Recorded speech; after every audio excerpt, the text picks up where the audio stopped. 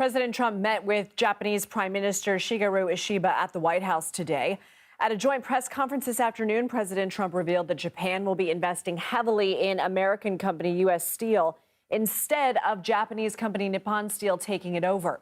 And nearly all of USAID is being laid off today, leaving thousands of workers around the world without a job. The Trump administration ordered the dismantling of nearly the entire agency. Fewer than 300 employees out of thousands of direct hires and contractors are expected to be exempt from the leave and furloughs. USAID personnel overseas were given 30 days to return to the U.S. Unions at USAID are suing the administration to halt the efforts. Let's bring in CBS News Chief White House correspondent Nancy Cortez. Nancy, the president making news again twice this week from the podium, this time in terms of that U.S. Nippon Steel deal. Right. And we're still waiting for the particulars, Lindsay, because what the president said in that press conference is that psychologically it's not a good concept for a Japanese company or any foreign company to come in and buy U.S. Steel, a company that he sees as so foundational to the U.S. identity. And so therefore, he said that what he had worked out was an investment by Nippon Steel in U.S. Steel instead. What exactly that means, how that would differ from the ownership offer that has already been discussed for years remains to be seen. We didn't get any details out of that press conference, but that is fascinating because as we've been covering this story both throughout the Biden administration and now into the Trump administration, one of the things that U.S. Steel has said is that if they don't get this cash infusion from Nippon Steel, that they will have to lay off U.S. workers. And the president was asked, is this a restructuring of the deal? He said it's investment, no longer a purchase. He said he didn't want to do a purchase, but an investment. I love that from the president. Nancy, what did you take? I'm guessing you have more calendar notes for Monday and Tuesday of next week in terms of these reciprocal tariffs. What are you expecting in terms of that? Right. So that was one thing that President Trump said is that he's interested in reciprocal tariffs, apparently where the U.S. imposes tariffs on other countries and they impose tariffs in turn on the U.S. What that would mean financially for both countries is kind of up in the air. It was interesting when the Japanese prime minister was asked whether he would retaliate if the U.S. does indeed place tariffs on Japanese goods. He gave a very carefully worded answer. He said that I'm unable to answer a hypothetical question. That's my official response. And that actually drew laughter from the room. And even President Trump seemed to approve of how carefully he was avoiding any type of conflict with the president of the United States while they were standing side by side. Nancy, you're also tracking developments with USAID. Nearly all staff for the humanitarian aid group will be placed on leave by tonight. What's the latest there? Well, President Trump once again argued without proof that all of the payments that were being made by USAID were fraudulent and that the agency needs to more or less be shut down. The White House has yet to provide evidence that USAID is involved in fraud. In fact, in the previous Trump administration, both the president's daughter, Ivanka Trump, and Melania Trump, his wife, were involved with USAID in various projects. And the current U.S. Secretary of State, Marco Rubio, has been arguing for years before he took his current position that USAID was so important that it actually needed more funding, not less. So this is a remarkable turnaround for President Trump. He was asked a few times about Elon Musk and his DOGE operation. Elon Musk has also been slamming USAID any chance he gets. President Trump was asked if there is anything that he has told Elon Musk not to do or that he is not allowed to look into. And the president notably wasn't able to come up with anything. He said he directs Elon Musk on where to go and where to find cuts, and Elon follows through very quickly. He was also asked, interestingly, Lindsay, at one point, whether why it was necessary for DOGE to get access to personal information, reportedly things like Social Security numbers and bank accounts. And he said, well, they don't need it, but it's so easy for them to get because our security systems are so bad.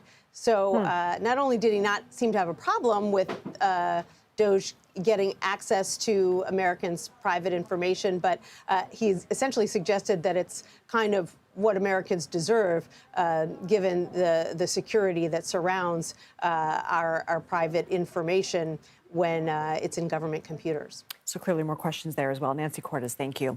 Let's bring in CBS News Chief Washington Correspondent Major Garrett. So Major, what would be the significance? And I know we don't know any of the specifics of this Japanese investment into U.S. Steel, but what would the significance of that be instead of a takeover? And take us back a little bit about why the Biden administration first blocked that acquisition. Lindsay, I promise I will get to that in just a second. Yes, you have it all on top of that personal information, so go for it. But please, let's go back to what Nancy just said.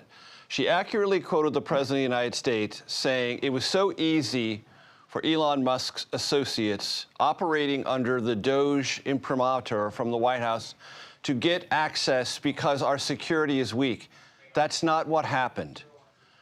They were sent to these various federal agencies and they plugged themselves in to the systems under the order of the President of the United States. That may or may not be legal. There will be lawsuits about that. But it's not because there was a cybersecurity failure. The President of the United States, through an executive order, sent them to these agencies. They plugged in with servers. We don't know the underlying security of those. So if there's a security compromise, Lindsay, it's not within the apparatus at the agencies. It might be within the apparatus that was plugged into it at the direction of this president. Let's just clarify that right straight up at the top. Now, U.S. Steel, Nippon. There is a committee in the Treasury Department called Committee on Foreign Investment in the United States. The acronym here is CFIUS. CFIUS can block a transaction like this if it finds there are national security implications, meaning the national security of the United States would be threatened by this foreign ownership.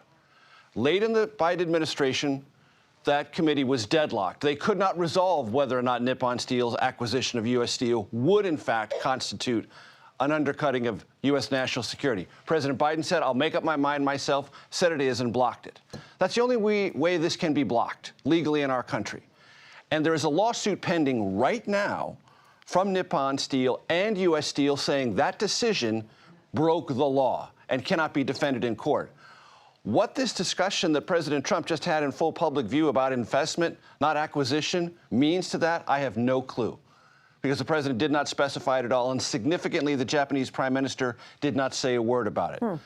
So I think this is an open question. And just for the audience's benefit, there already is. This whole transaction is based on Nippon Steel investing substantial sums into U.S. Steel because its aging blast furnaces located in 2 states, Pennsylvania and Indiana, are costly and union supervised. If there is not that infusion of cash, as Nancy indicated, those might have to close, costing U.S. steel workers their jobs. So this already is an investment process. The acquisition is. And what President Trump is saying, I don't like the idea of U.S. Steel being anything other than U.S. Steel. That can probably be worked out. And Nippon Steel has already agreed to say the United States and the federal government can dictate future production out of any U.S. Steel property. So Nippon Steel has already conceded a lot of terrain, hoping to get President Trump's approval. It's now very much an open question. And our audience will have to forgive us for ping-ponging around, but this is where we find ourselves. The president was asked about whether he intends to fire the FBI agents who filled out the questionnaires, saying affirmatively that they worked on January 6 cases. He said, I'll fire some of them. Some were corrupt, but we will be bringing back the reputation of the FBI. What's the latest there? Because it's my understanding the DOJ has employee ID numbers, but certainly identities, names would not be hard to find. They would not be hard to find, and this is of great concern to line FBI agents assigned to cases. Now, the president has left the implication that if you're just assigned a case, you're not going to be fired or disciplined. Maybe that's true, maybe that isn't, but FBI agents in the field assigned to these cases are still very worried about that. And even if they retain their jobs, they're worried about their identities being disclosed because they fear harassment from those motivated by the January 6th Stop the Steal mythology. That's point one. Point two, the president today twice, in separate contexts, threw around very incendiary legal terms: corrupt, kickback, con job. Well, guess what, Lindsay? The Trump Justice Department can file cases. It can bring evidence to court if it really believes it can prove, beyond a shadow of a doubt, in a courtroom where evidence is tested, whether there were kickbacks or corruption. I await, with bated breath, those cases. Major Garrett, always good to see you. Thank you.